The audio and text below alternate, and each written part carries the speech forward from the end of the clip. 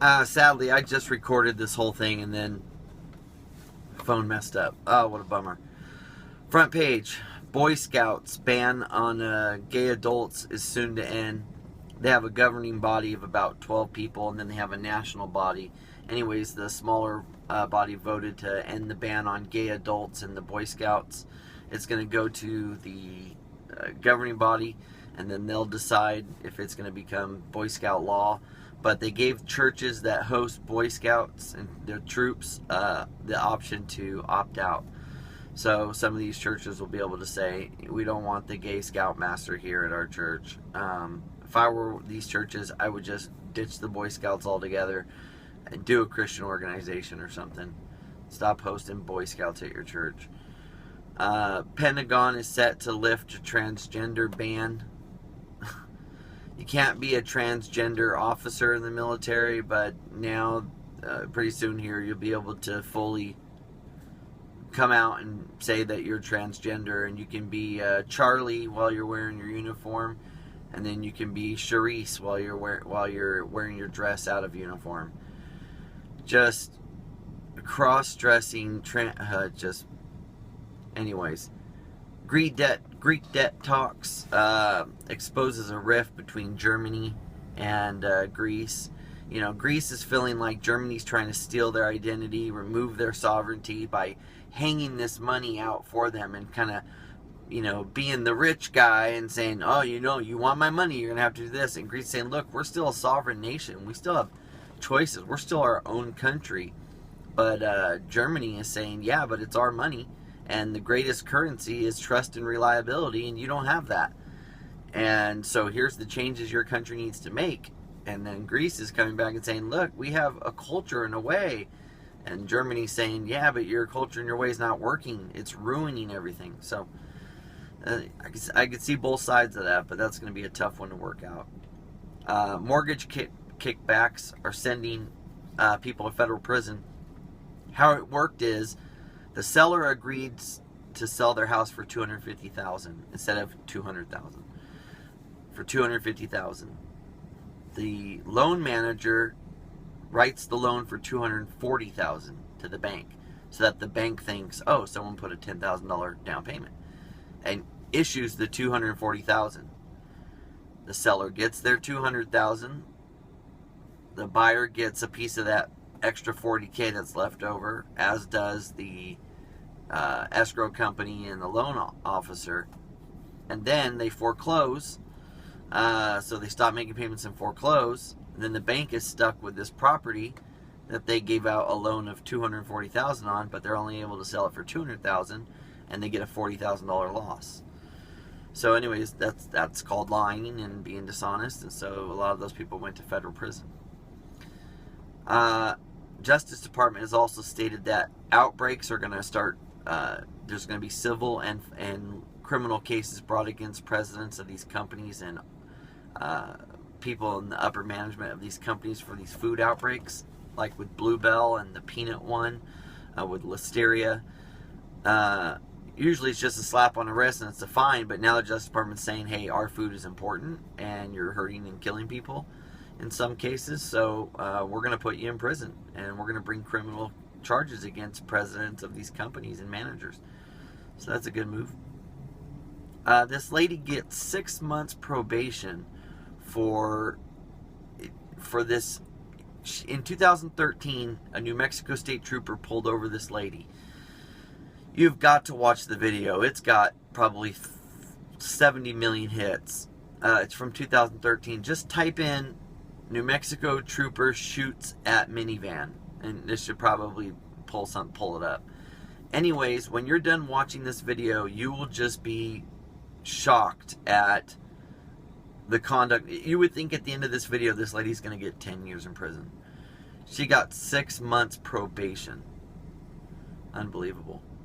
Obama has commuted sentences for about 80 more people.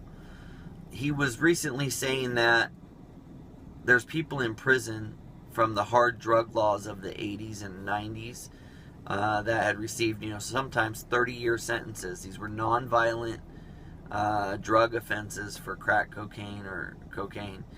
Anyways, Obama wants to clear that some of the prisons out for some of these offenses. These guys have been in there for so long. He feels they were charged. It was a little extreme. So he's commuting sentences, and he has a program now where inmates can, in the federal prison system, can petition and say, I'm one of those people. And he's commuted a lot of people already. He's already done more than almost any president. And he's also going to be the first president to visit a federal prison. The first sitting president to ever go see a prison, which is crazy.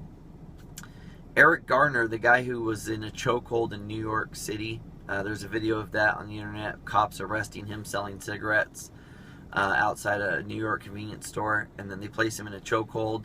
Not a rear naked choke, just kind of a side headlock kind of deal. And you can hear him saying he can't breathe about 11 times. Anyways, grand jury declined to indict the officer or bring charges against the officer, but in a civil case, New York City was worried they would lose. Anyways, $6 million the city's going to give Eric Garner's family for that. A lady in California was kidnapped, claimed that she was kidnapped, held for ransom for 2 days and let go. The police said it was just a big hoax, that the lady and her husband are lying. Turns out, after a couple weeks of investigation, she was telling the truth, because the guy who kidnapped her was later caught for a home invasion robbery sometime later. So they're going to want to sue the police department because they didn't take what she said seriously.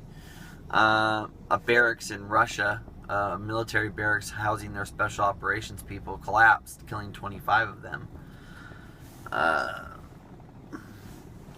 In talking about the weather today in Texas, they were saying it was 98, 99 yesterday, but it felt like 111. So they had a whole article in the paper about how the feels like heat is different than the actual temp. A small town police chief has been arrested in Texas for solicitation of a minor. The president of Nintendo is dead at 55. He was, what was his name? Satoru something? I can't remember. I didn't write down the full name. But he died early. But he had led Nintendo through all of the good phases that growing up we love Nintendo. Another article in business section was talking about the companies that do global business when the US dollar is really strong, how it hurts revenue for them in worldwide. So if Swatches is selling in, let's say, Barcelona, Spain, and the dollar is really strong, there's less buying power for those other currencies. When they translate their revenue back into the dollar, they have a loss or not as much revenue. And that's it for the news. Also, I had a paper. I don't know where it went. Oh, here it is. Today in history. 1789. In an event symbolizing the start of the French Revolution, citizens in Paris stormed the Bastille prison and released the 7 inmates inside. In 1881, outlaw William Bonney, aka Billy the Kid, was shot and killed by Sheriff Pat Garrett in Fort Sumner in present-day New Mexico. On this day in history, cartoon character Popeye the Sailor made his movie debut in a Fleischer Studios animated short. On this day in history in 1943, President Franklin Delano Roosevelt signed a measure providing funds for a national monument honoring scientist George Washington Carver. The monument was built at Carver's birthplace near Diamond, Missouri. In 1958, the Army of Iraq overthrew the monarchy. And in 1965, the American space probe Mariner 4 flew by Mars, sending back photographs. Oh, which reminds me, also, there was we launched a spaceship in 2006 to go check out Pluto, and it's there now, and so now it's transmitting back pictures of Pluto and its 4 or 5 moons, and pictures are pretty cool, so you can look at that on the internet. See you tomorrow.